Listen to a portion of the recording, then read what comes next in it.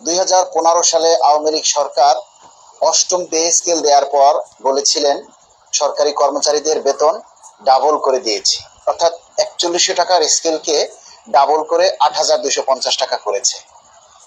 ঠিক আছে, তাহলে সেই পে স্কেলটা যদি 2020 সালে হতো, তাহলে যদি আবার ডাবল করা হতো, তাহলে 8250 টাকার স্কেল চলে আসতো 16,500 টাকায়। 16,500 টাকার স্কেল 2025 সালে এসে দাঁড়াতো ডাবল করলে 33,000 টাকায়। তাহলে 2025 সালে এসে আমাদের পে স্কেলের সর্বনিম্ন বেসিক বা সর্বনিম্ন স্কেল কত দিতে পারেন?